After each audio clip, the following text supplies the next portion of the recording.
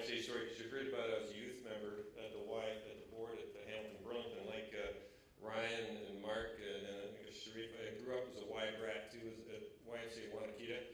And then when right the way through university, was on staff there. When I had to get a real job, I got turned down by the Y. And so I became a volunteer. And so that's how I got on. And I totally agree, Sharif, with the comment around be careful about youth on boards. It almost killed me as a volunteer, and it was not necessarily the right way to get me engaged, but it did lead to me staying involved with the Y with a number of years. And it also led to me to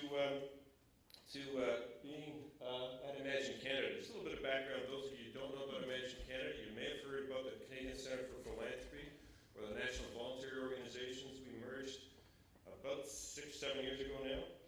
It's really an umbrella group for all charities and not-for-profits. We provide public policy work, capacity building, knowledge support, and bringing the sector together to pull together the sector so that we can be stronger.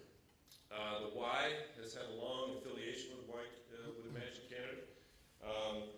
Rich Bailey has been on the board. Michael Wild's been on the board. Stefan Vancourt is here somewhere, I assume. Or not there. Stefan is currently on our board and is a great contributor to us. And so the Y has had a very strong involvement with Imagine over the years. What I'm going to talk about is an engagement strategy that we've been involved with across the country, but then how that has led to a piece of work called the Standards Initiative, and that's what I'll be talking about this afternoon if you're interested. But it's very important for us to, at Imagine, to think about the sector as a huge part of Canada's economy. If you look at those numbers, hugely impressive. We are the size of the BC economy. As a sector, we employ more people than most of the industrial manufacturing sectors across the country. And yet very little attention is paid to us as a sector. And as you'll hear from our comments, we have very common issues. It doesn't matter whether you're the Food Bank, the MS Society, the Guide Dogs Association of Canada.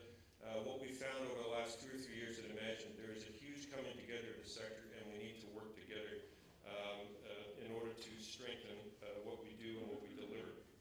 So what we've embarked upon over the last few years is a national engagement strategy. We went across the country, talked to leaders, YMCAs included across the country, to find out what were the issues, what were the problems, what were the common issues that we had. And we had quite a solid consensus as we went across the country. One overarching driver was the demographics. There are 7 other drivers, but this one is clearly affecting all of us: the aging population, urbanization, Aboriginal youth. It doesn't matter where we go across this country, people are beginning to realize Aboriginal youth are a huge part of the youth sector. In some parts of this country, it almost starts to become a majority of the population in some communities, and we have to address what is there as an increasing issue, concerning issue, and clearly the diversity of Canada is an issue. So we're just going to go through, if this clicks. Not sure why this isn't going. There we go. Oh,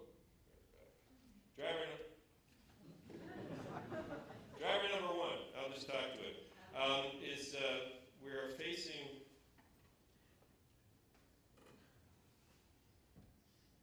what we're finding is there's an increasing importance and influence of social innovation. We're finding it doesn't matter what organization you are, so all the organizations in your community in the not-for-profit charitable sector are beginning to see they're going to have to innovate fast and innovate appropriately.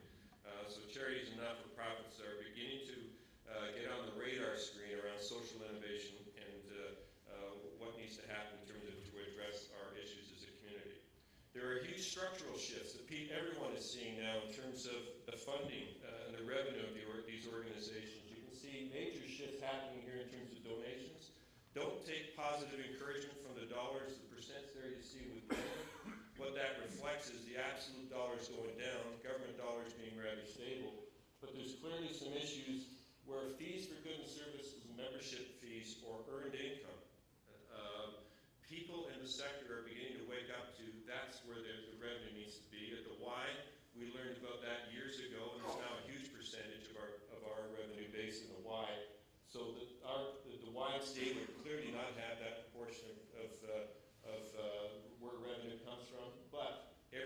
else is now starting to target on it.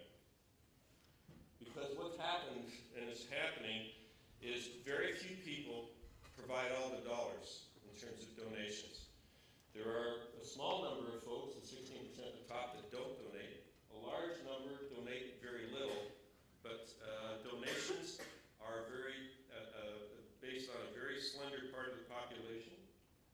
And that percentage, as tax dollars, is going down.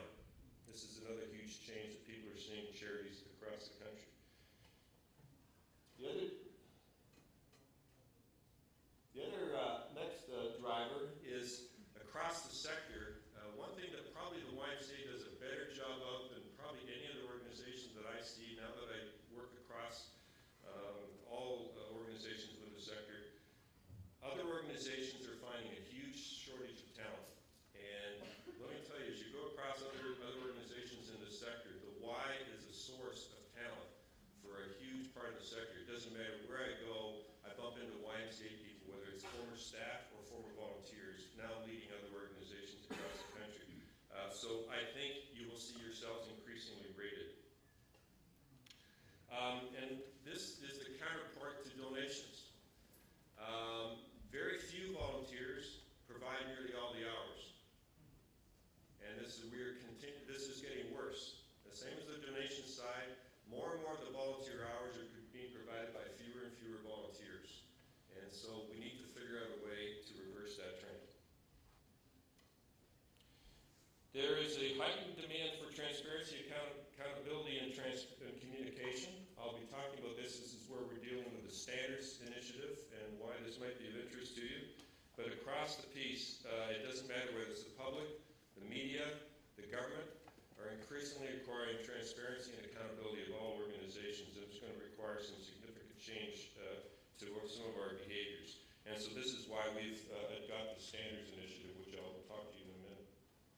So there's a slide to move ahead. Driver number 6, there is a growing need for transformative partnerships amongst charities and nonprofits. People are beginning to realize the old way of operating by ourselves or with transactional relationships with other people in our communities doesn't work. We're going to have to get deeper relationships, more relationships going with other organizations and the corporate sector in order to do our work appropriately. And the last driver is the increased use in social media. More and more organizations are picking up on the fact that if you really want to connect with youth, to network as an organization, you have to pick up social media and learn how to make it work and learn how to deliver on that. So those are the common items that we had across the sector. So what does that mean in terms of actions to consider? And this isn't just for the Y, this is for all organizations. So this is the changes you'll see. We need to solidify the revenue base. Clearly that's changing. There needs to be a significant investment in human resources and clickers. To introduce more sustainable operating models. Too many organizations are dependent on government funding, and that is now people beginning to realize that's not sustainable. There needs to be more knowledge sharing across the sector, strengthening governance and transparency, which I'll talk to you about in a minute, and then developing greater awareness of our contributions and impact, which is what Mark was talking about. We don't get the message out as to what we do and what we deliver and what our contributions are. So, one thing that we're doing at Imagine, which I'll be talking about this afternoon, is the Standards Initiative, which is a Canada-wide set of shared standards in 6 areas. These are going to be minimum standards, not aspirational standards or guidelines. We have worked for 4 years across the sector to pull this together. We believe it'll be a global first. A number of other countries have governance. Ian can talk about in the UK, they have guidelines. But what we're introducing here, and this was put together by the sector, was accredited minimum standards in order to get a logo that you would then put on the letterhead or use to demonstrate to your stakeholders, to your community, that you meet minimum requirements around governance, financial accountability, transparency. The goals are to help charities and nonprofits improve practices throughout a whole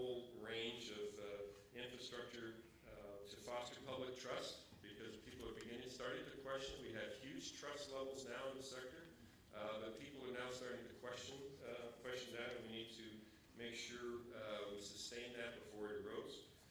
To create a community of practice, because this will be open source.